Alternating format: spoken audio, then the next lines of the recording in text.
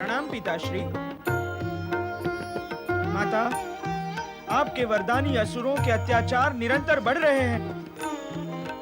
हमारी आराधिका तिलोत्तमा तथा अन्य बंदी देवगण भी उनकी क्रूरता के कारण त्रस्त हैं। तो अब तुम क्या चाहते हो? उनके सर्वनाश के लिए आपकी आज्ञा। इस सत्य पर भी विचार करो गणेश कि मदासुर और उसके पुत्र अपने पूर्वज तारकासुर और शुंभ निशुंभ के भांति भयानक, क्रूर, अत्याचारी और अन्यायी नहीं है। किंतु पिताश्रेष्ठ, उनके विचार मलिन और कार्य अनुचित हैं। इसके लिए उन्हें दंड मिलना ही चाहिए। उनके विचारों में मलिनता और कार्यों में अशुद्धता उजागर अवश्य हुई है। किंतु विचारणीय यह भी है कि तुम्हारी माता देवी पार्वती ने उन्हें अकारण ही वरदान नहीं दिया है। माता वरदान दे और पुत्र दंड दे, यह तो जगत में अनोखी ही बात हो जाएगी। पिताश्रेष्ठ, यदि माता ने उन्हें अकारण वरदान नहीं दिया है, तो मैं भी उन्हें अकारण दंडित करना नहीं चाहता हूँ। तुम जो करना चाहते हो वो उचित ही है, किंतु स्थिति का विवेचन करना भी आवश्यक है। उन्हें दंडित करने से पूर्व तुम अपनी माता से आज्ञा प्राप्त करने आए, अर्थात अपने माता के प्रति तुम्हारे मन में सम्मान है, तो आवश्यक है कि अपने माता के वरदान के प्रति भी सम्मान है। पिताश्रेष्ठ, इसीलिए तो माता की आज्ञा लेने में यहाँ उपस्थित हुआ हूँ। मैं जानती हूँ कि तुम मेरे आज्ञाकारी पुत्र हो और जो भी करोगे माता की मर्यादा और प्रसन्नता का विचार करके ही करोगे। मेरे वरदानी असुरों के विषय में तुमने विचार किया और उन्हें दंड देने से पूर्व मेरी आज्ञा लेने मेरे पास चले आए। यह मेरे लिए प्रसन्नता की बात है। यहाँ एक सत्य यह भी है कि मेरे वरदान की गंभीरता को तुमने समझा, किंतु उन्होंने समझने का प्रयत्न नहीं किया। उसका उन्होंने दुरुपयोग किया है। ऐसे में वे दंड के भागी तो हैं, किंतु कठोर दंड के नहीं। प्रिय गणेश, तुम अपनी माता का आश्रय समझ रहे हो ना? हाँ पिताश्रेष्ठ, मुझे माता के वरदान के साथ साथ उनकी रक्षा भी करनी होगी और साथ ही उन्हें दंडित भी करना होगा। स्थिति को संतुलित रखकर दोनों कार्य कर सकोगे पुत्र? माता पिता का आशीर्वाद, शक्ति व सामर्थ्य मेरे साथ हो तो क्यों नहीं कर सकूंगा। किंतु गणेश, मैं नहीं चाहती कि तुम्हारे हाथों उनका अंत हो। उन्हें दंडित करने के लिए तुम्हें कोई विशेष उपाय करना होगा। आप निश्चिंत रहे माता, मैं उन्हें इसी प्रकार दंडित करूंगा जैसा मदासुर की पत्नी तथा 3 असुरों की माता तिलोत्तमा चाहती है। अपना आशय स्पष्ट करो गणेश। अब ये तो जानती ही है माता कि तिलोत्तमा इन असुरों की सुरक्षा तथा इन्हें सद्बुद्धि प्रदान करने के लिए निरंतर हमारी आराधना कर रही है। हाँ, कर रही हैं। तो ऐसी स्थिति में तिलोत्तमा को विधवा व पुत्रहीन बनाने का प्रश्न ही नहीं उठता। मैं समझ नहीं पा रही हूँ, तुम क्या करोगे और कैसे करोगे? आप मुझे कुछ समय दें तो मैं आपको प्रत्यक्ष बताऊंगा कि मैं क्या करूंगा। प्रत्यक्ष? हाँ पिताश्रेष्ठ, यदि आप आज्ञा दें तो मैं अपनी दिव्य आकर्षण शक्ति से इन सभी को यहाँ एकत्रित करके उन्हें दंडित करूंगा। अवश्य गणेश, अवश्य। जब तुम उन सबको यहाँ एक साथ एकत्रित कर ही सकते हो, तो फिर स्वयं कष्ट उठाकर वहां जाकर उन्हें दंडित करने की क्या आवश्यकता है? अच्छा तो यही होगा कि तुम उन्हें अपने माता के सम्मुख ही प्रताड़ित एवं दंडित करो। हम भी देखें कि तुम 2 कार्य एक साथ कैसे कर सकते हो। प्रणाम।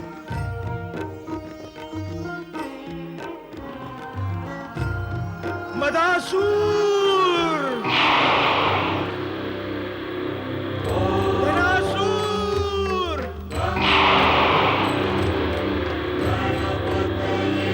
लोलुपासुर, विनाशासुर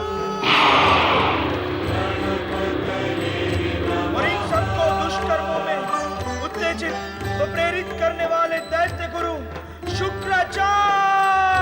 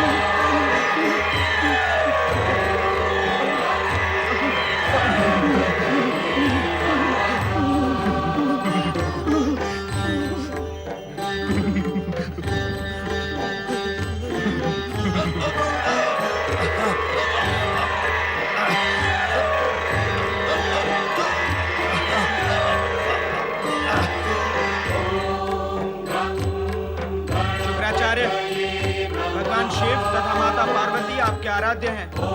इन्हें प्रणाम कर इनकी जय जयकार करो। देवादिदेव महादेव और माता पार्वती की जय। प्रभु, यदि आपकी अनुमति हो तो मैं दुखी तथा पीड़ित देवताओं को बंधन मुक्त करके आपके सामने उपस्थित करूं। तथा भगवान, मैं ये भी चाहता हूं कि उच्च तथा उत्तम विचारों वाली तिलोत्तमा को भी यहाँ बुला लूं, ताकि वो भी अपने पति व पुत्रों के दुष्कर्मों का परिणाम स्वयं अपनी आंखों से देख लें। अवश्य। देवराजेंद्र, देवगण तथा तिलोत्तमा उपस्थित हो। ओम गं गणपतये नमः। ओम गं गणपतये नमः। जय श्री गणेश। शिवनंदन श्री गणेश की जय। हरि पुत्र श्री गणेश की जय। नहीं नहीं, मेरे माता पिता की उपस्थिति में मेरी जय जयकार तथा मेरी वंदना उचित नहीं।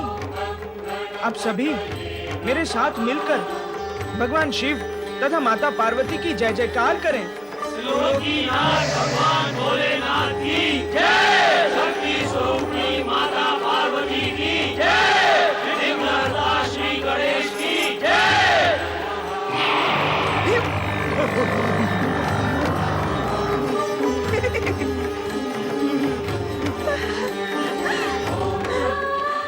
हे श्री गणेश, हे सिद्धि विनायक, मैं आपसे प्रार्थना करती हूँ कि मेरे पति और पुत्रों को अपने क्रोध का भाजन न बनाए।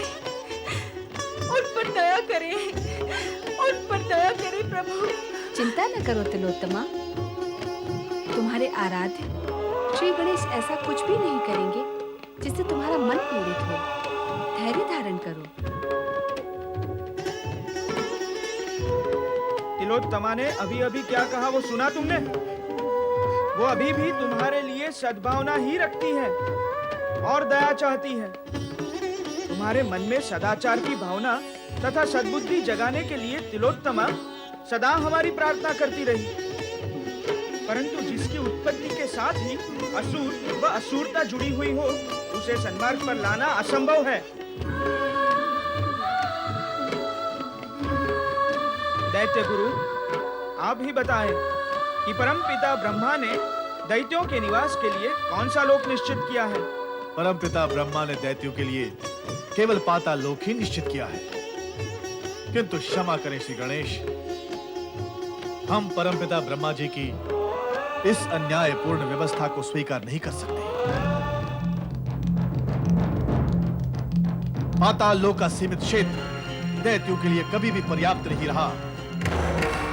जिनकी भुजाओं में असीम शक्ति और प्राणों में भरपूर उत्साह भरा हो, उन असुरों की संतुष्टि केवल पाताल लोक से नहीं हो सकती। उन्हें तो तीनों लोकों पर अधिकार प्राप्त करने के पश्चात भी संतोष नहीं होता है। जब भीरु देवता स्वर्ग के अधिकार को सुरक्षित रखने में समर्थ नहीं है, तो उन्हें क्या अधिकार है स्वर्ग को अपने अधिकार में रखने का? ऐसे में यदि असुर अपनी शक्ति के बल पर स्वर्ग पर अधिकार करना चाहते हैं, तो क्या अनुचित है? दैत्य गुरु शुक्राचार्य, भुजाओं में असीम शक्ति और प्राणों में भरपूर उत्साह वाले आपके द्वारा शिक्षित एवं दीक्षित आपके चारों असुर यहाँ खड़े खड़े कांप रहे हैं। नारायण नारायण। जगत पिता भगवान भोलेनाथ और माता पार्वती के सम्मुख आकर जगत के समस्त प्राणी निर्भय हो जाते हैं, किंतु आपके ये चारों असुर अकारण ही भयभीत हो रहे हैं। अभय स्थान पर जो भयभीत होते हैं, उन्हें आप त्रिलोक का अधिकारी बनाकर तीनों लोक का अस्तित्व समाप्त कर देना चाहते हैं क्या? ऐसे भीरुओं को तीनों लोक का अधिकार तो क्या, पाताल लोक का अधिकार भी प्राप्त नहीं होना चाहिए। दैत्य गुरु, आप देख नहीं रहे आपके चारों असुर अपने स्थान से पतित होकर कैसी दयनीय स्थिति में यहाँ खड़े हैं? आपकी शिक्षा इनको लाभ नहीं पहुंचा सकी। नारायण नारायण। यदि इस स्थान पर आपने अनुचित शब्दों का प्रयोग किया, तो भगवान भोलेनाथ एवं श्री गणेश के कोप का भाजन बन सकते हैं आप। अतः सावधान। दैत्य गुरु, आप असुरों का अंत चाहते हैं अथवा पातालोक में इनका निवास? आप हमें निर्णय लेने में सहयोग नहीं देंगे तो हम स्वयं निर्णय ले लेंगे। अब हम तिलोत्तमा के तीनों पुत्रों को पाताल लोक भेज देंगे। इसके पश्चात भविष्य में यदि इन लोगों ने स्वर्ग अथवा पृथ्वी पर अधिकार जमाने का प्रयत्न किया, तो इनका अंत निश्चित है।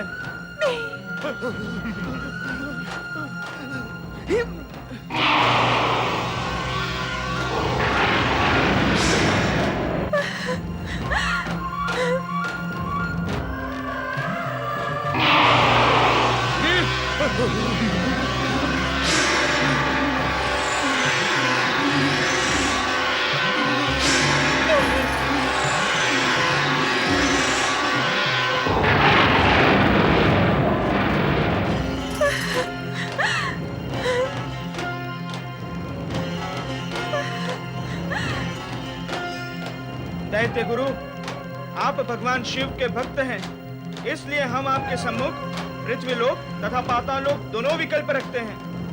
आप जहां चाहे वहां रह सकते हैं। भगवान, मुझे आज्ञा दे, मैं अपना स्थान स्वयं निश्चित कर लूंगा।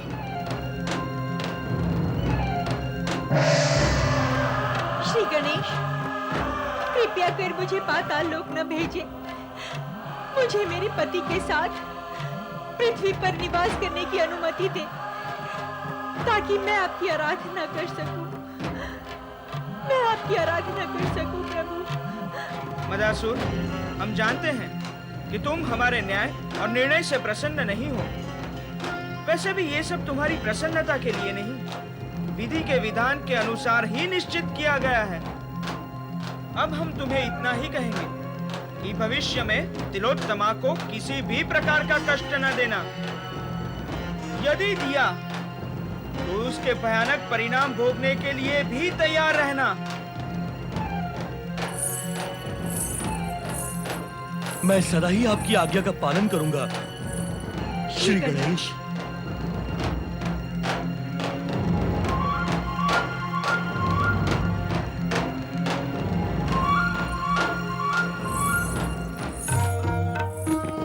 नारद, आज तुम्हारा मौन आश्चर्यवर्धक है। तुम देवताओं के ऋषि हो, फिर भी अभी तक तुमने देवताओं के विषय में कुछ भी नहीं कहा। अब क्या कहूँ भोलेनाथ, इनके विषय में इतना कहा और सुना गया है कि अब कुछ कहना शेष ही नहीं रह गया। और वैसे भी श्री गणेश के न्याय निर्णय और बुद्धि विधान से मैं इतना मंत्रमुग्ध हो गया था कि इस और ध्यान ही नहीं गया। श्री गणेश ने कितनी कुशलता से अपने न्याय में माता पार्वती के वरदान की रक्षा की और स्वर्ग को असुरों से मुक्त करवाकर उन्हें यथास्थान भिजवाने की व्यवस्था भी की। अब स्वर्ग पर पुनः देवताओं को अधिकार प्राप्त हो गया है। ये कितने हर्ष की बात है। और ब्रह्म परमात्मा शिव शंकर की जय, शक्ति स्वरूपिणी माता पार्वती की जय, सिद्धिविनायक श्री गणेश की जय। देवराज, स्वर्ग से अपहरण की गई समस्त संपत्ति पुनः स्वर्गलोक पहुंच चुकी है। देवी शची वहां आपकी प्रतीक्षा कर रही है। अब आप सब निश्चिंत होकर स्वर्गलोक जाएं। किंतु ये ना भूलें कि स्वर्गलोक आपके लिए तभी तक सुरक्षित रहेगा जब तक आप शक्ति एवं सदाचार के प्रति सजग रहेंगे। आपका कल्याण हो। देवाधिदेव महादेव शिव शंकर की जय, शक्तिदायी माता पार्वती की जय, विघ्नहर्ता श्री गणेश की जय।